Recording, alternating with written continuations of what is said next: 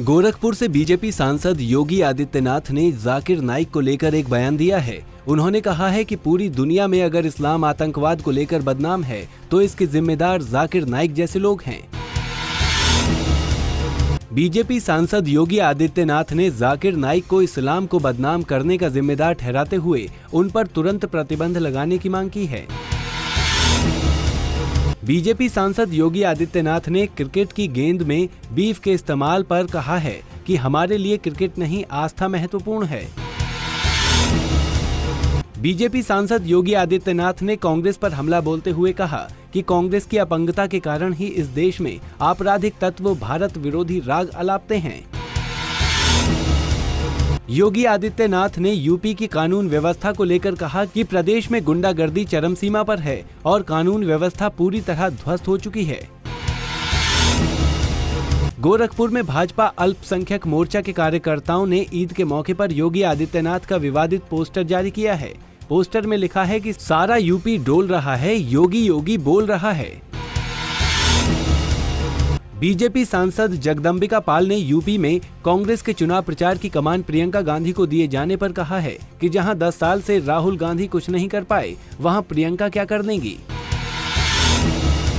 केंद्रीय मंत्री संजीव बालियान मुजफ्फरनगर के तीर्थ स्थल शुक्रताल पहुंचे, जहां उन्होंने गंगा किनारे वृक्षारोपण किया और बाद में नमामि गंगे के अंतर्गत शुक्रताल को विकसित करने के लिए कई योजनाओं का शिलान्यास किया।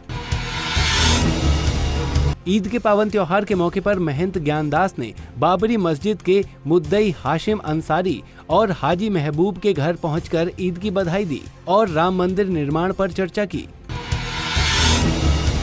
आगरा के डॉक्टर भीमराव अंबेडकर विश्वविद्यालय के कैंपस में दीनदयाल ग्राम्य विकास संस्था की नींव रखी गई, जिसका शिलान्यास उत्तर प्रदेश के राज्यपाल राम नाईक ने किया। मथुरा में महामहिम राज्यपाल राम नाईक के आगमन का महिलाओं ने विरोध किया। महिलाओं ने शौचालय और पीने के पानी की समस्या से त्रस्त आकर मटका फोड़ प्रदर्शन किया। सीतापुर में पुलिस की मौजूदगी में 3 लड़कों ने लाइसेंसी असलहों से हवाई फायरिंग की। 3 लड़कों में से एक लड़का नाबालिग था। इस दौरान दरोगा जी खामोशी से लड़कियों का डांस देखते हुए दिखाई दिए। मुजफ्फरनगर में काशीराम योजना के अंतर्गत बनाए गए घरों की स्थिति जर्जर हो चुकी है। घर की ममटी गिर जाने से लोगों में हड़कंप मचा हुआ है। एक तरफ बांदा कुछ दिन पहले सूखे की मार झेल रहा था, तो वहीं मानसून आते ही अब बांदा पर बाढ़ का संकट बढ़ गया है। बांदा की सभी छोटी नदियों का जलस्तर तेजी से बढ़ रहा है। इलाहाबाद पुलिस अब हाईटेक हो गई है। अपराधियों को पकड़ने और अपराध को रोकने के लिए हाईटेक उपकरण फैंटम क्वाडकॉप्टर का उपयोग करेगी, जो कि इंफ्रारेड तकनीक से युक्त है।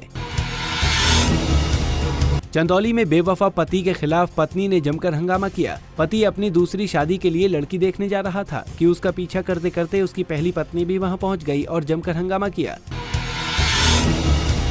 हापुड़ में दिल्ली के रहने वाले प्रॉपर्टी डीलर फहीमुद्दीन का शव खेत में मिलने से हड़कंप मच गया। आपको बता दें कि बदमाशों ने फहीमुद्दीन का दिल्ली से अपहरण कर गोली मारकर हत्या कर दी थी। कानपुर में उस वक्त हड़कंप मच गया जब एक लावारिस सेंट्रो कार से भारी मात्रा में विस्फोटक और डेटोनेटर बरामद किया गया। ईद के मौके पर भारी मात्रा में विस्फोटक बरामद होना किसी अनहोनी की ओर इशारा कर रहा था।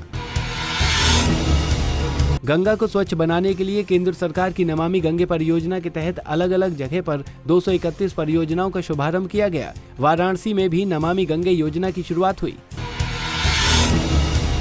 पीलीभीत पुलिस ने एक युवती को गिरफ्तार किया है, जिसने खुद को डीएम बताकर एक व्यापारी से 5000 रुपए ऐंठ लिए। यही नहीं, गिरफ्तार युवती ने व्यापारी की बेटी को IAS और PCS अधिकारी बनवाने का जिम्मा भी ले लिया था।